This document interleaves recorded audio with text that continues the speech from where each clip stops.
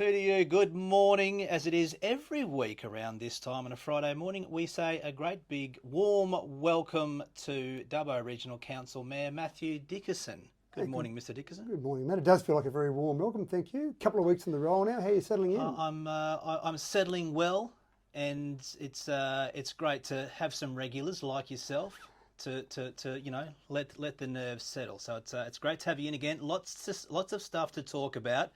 The zoo is a huge pat on the back to this region, and we've had some more big announcements this week. Yeah, very big announcements. One of the things that's fascinating about the zoo is we get over 300,000 visitors a year to Dubbo specifically for the zoo. What our job is in terms of this city is to try and hold on to those people for as long as possible. Now that's a huge benefit to our community, huge benefit to our economy. We've got a great visitor economy, 1.65 million visitors a year, but again, 300,000 for that one asset. So we love to see that zoo keep progressing, and we work in with the zoo wherever possible. Now the zoo's owned by the state government, but state and local government, lots of examples where we work together. This latest project is a perfect example where we have worked hand in hand. We helped the zoo develop the business case for this. Lots of information we have as a city that helps feed into that business case. Actually did the application process for this. As a result of all that, $20 million was announced this week for the zoo. $10 million will be put in by the zoo themselves, so $30 million. What are they going to do with that? They're going to build an absolutely unbelievable Serengeti experience conference centre accommodation area. Now it's already pretty good at the moment. You probably haven't had a chance to go out there yet, but I've been out a couple of times. Okay, Zufari, staying at Zufari is something that everyone must do in Dubbo because it is such a wonderful experience. And this will be that again over the top, but also the conference centre, 300-person conference centre.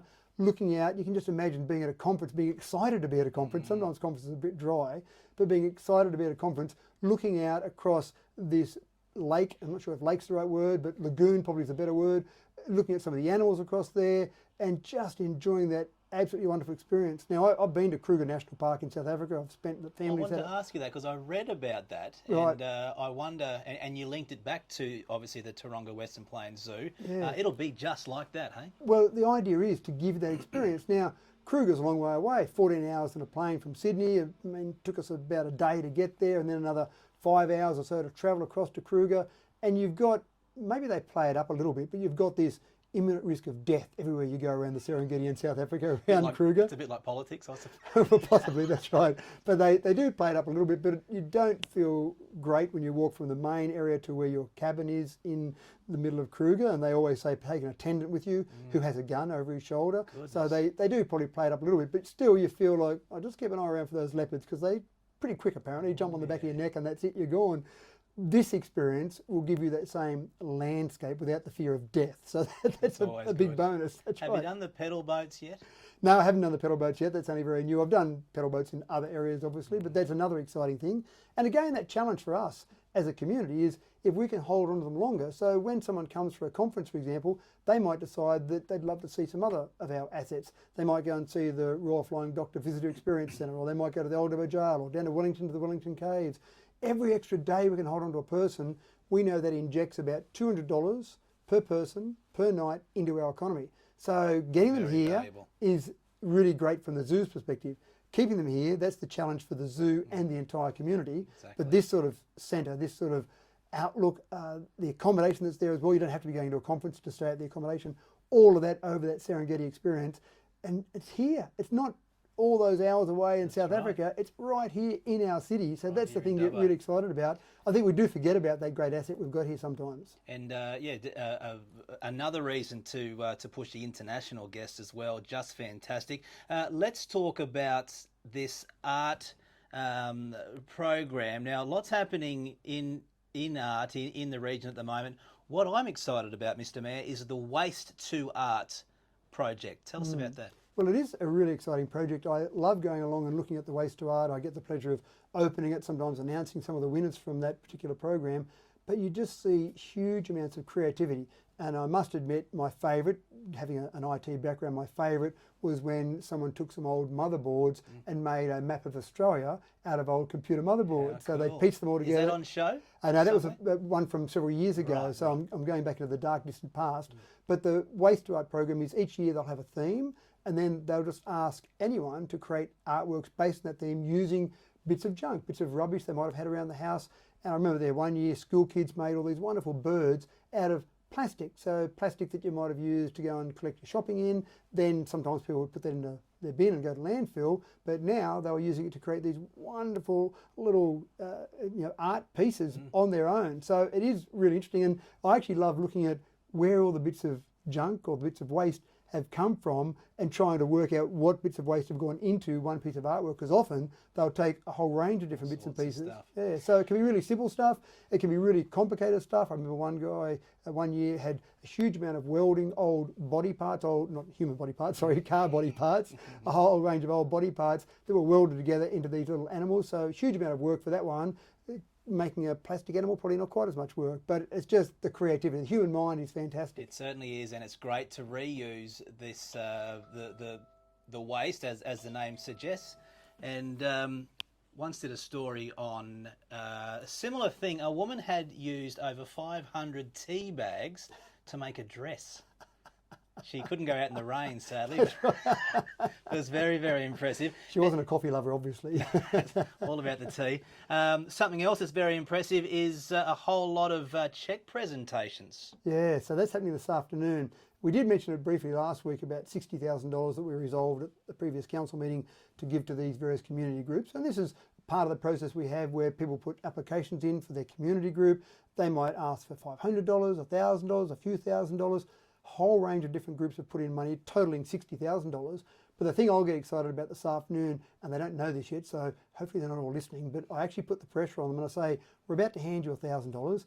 Tell us what you're going to do with that $1,000. And I know they'll always have the answer, but the thing I get excited about is that $1,000 or $2,000, that small amount of money, what they do with it, combining it with their volunteering in that particular organisation or group they're involved with, is incredible. You could never do that in a paid organisation or a council, for example, but what these volunteer groups is absolutely incredible. So I do like that. No one's ever crumbled under the pressure of having to explain it, because they're all very passionate about what they do. And for the rest of the groups there, so all the groups who are receiving the cheques will be all standing around together or sitting around together, they all get a bit excited about it and actually like to hear about other projects that are happening as well. Yeah, so you get to do some fun things as mayor, and that's one of the really exciting things, handing out money and hearing about these great projects. All right, well, another great group, the CWA, celebrating 100 years in New South Wales. Well, this is the local CWA. Tomorrow afternoon they've got a high tea on. I'm not sure what I've got to do with the high tea. I assume I've got to hold my little pinky out when I drink my cup of tea. Not sure what else I've got to do at a high tea, but the CWA is an absolutely wonderful organisation. If you look at the history of the CWA, they've been involved in so many parts of our history as a nation over the last 100 years. And again, you sit around, and I've been to various CWA functions before, and you just hear some of these stories from ladies, and you don't realise how many times they've been involved in different things that have happened, even back during the war, just their involvement in the war. They weren't in the trenches fighting, but just behind the scenes making things happen nicely. So yeah, well done to them. Congratulations. 100 years for the local branch of the CWA is a pretty good milestone. It certainly is, and you spoke about stories then in the background, and you can imagine 100 years of the CWA in this region, the amount of stories and remarkable people involved. So you think that 2 hours that I've set aside might not be quite enough time there? As long as you're not talking for 2 hours, we'll be all right. Now, Mr. Mayor, apparently certain media outlets aren't asking you the hard questions, so I'm going to throw one at you now. Excellent. I don't actually know what a hard question is, but I'm keen to hear what this one might be. I think you'll be okay. Renewable energy. Some people sort of lean one way or the other. Where do we stand in this region and surroundings?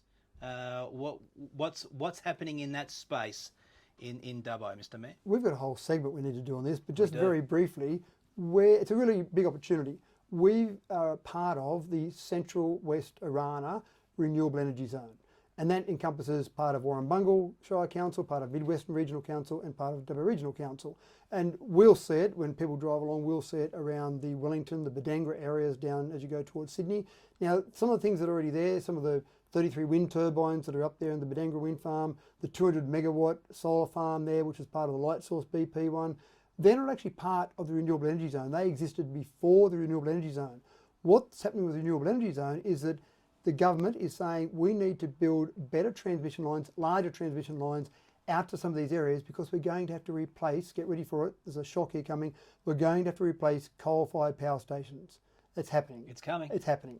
how do you replace them? Well, you need lots of other renewable energy to be able to replace those. So the Central West, or the Irana Renewable Energy Zone that we've got here, will be one of those large and important pieces of that. When this is finished down around Wellington, that area, and we're talking about the next few years, we'll be powering somewhere in the vicinity of 30% of the homes in this state from that one area there. So that's pretty exciting. Now, I know there's still a little bit of controversy over parts of that. Some people aren't overly impressed. One of the valid arguments is you sometimes put solar farms on good agricultural land. So you've got flat agricultural land used for cropping. You put solar panels on there, you can't use that for cropping anymore. And so that's a valid argument, and people are coming to grips with that.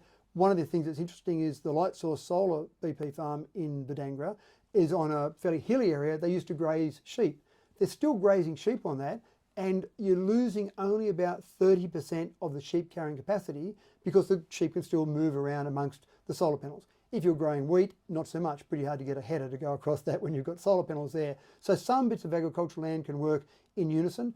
Wind turbines, I love wind turbines because the farmers, where they've got a wind turbine, keep running their farm pretty much the same way, but they might get paid 10 or even 20 grand per year per turbine off farm income. So some of those farmers down around Badangra that have had wind turbines on their farm, that was great off-farm income through the last drought, for example. So that's fantastic. But solar farms, a little bit more controversial than that.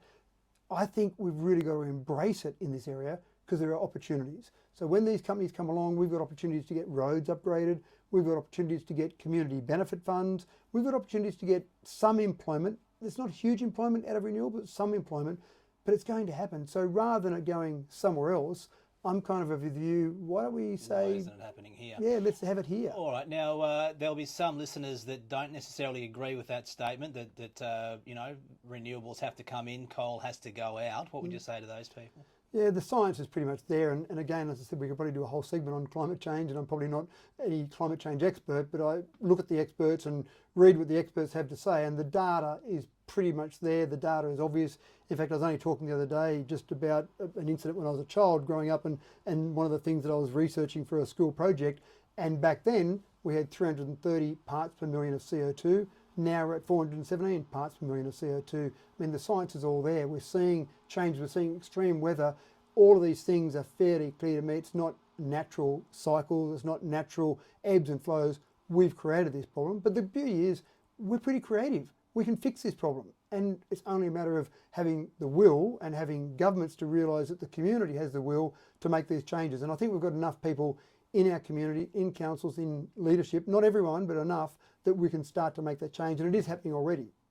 All right, Mr. Mayor, let's leave it there. Definitely one we can unpack some more at a later date. Thanks for your time this morning. My pleasure, Matt.